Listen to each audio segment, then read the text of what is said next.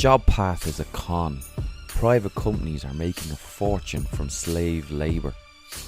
They get €3,718 for every job seeker that gains sustained employment for 1 year on the Jobpath scheme. And yet, the Controller and Auditor General, Seamus McCarthy, told a Dáil committee yesterday that only 7% of people were still in employment after 12 months. The claims that the Jobpath scheme is about giving people jobs, getting them into the workforce, is just not true. It's a scam that makes money for private companies, that farms out unemployed people to companies to work for below the minimum wage. The two private companies employed by the state to run the schemes, Tourist Nua and CTEC, have received €75.7 million and €73.3 million each. The committee was also told that about 190,000 people have been pushed into the scheme. How much the companies have been paid per person was shrouded in secrecy since the rollout of the programme, but these private companies are making millions from the scheme.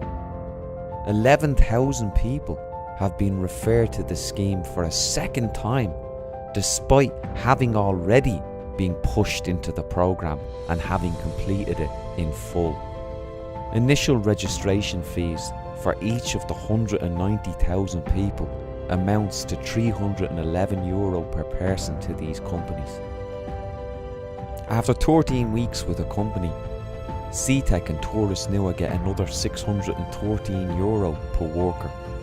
After 26 weeks, they get another €737. After 39 weeks, they get €892. And after 52 weeks, they get €1,165. If the person competes 52 weeks in the programme, Tourist Nua or CTEC would then receive €3,718. Of the 190,000 people engaged so far, only 17% sourced employment, which was sustained for 13 weeks. 14% got a job which lasted 26 weeks, and only 9% got a job that lasted 52 weeks. After 12 months, only 7% were in employment. 16,000 people had dropped out of the programme. The government claims that the scheme is value for money and is delivering on targets set by the Department of Social Protection.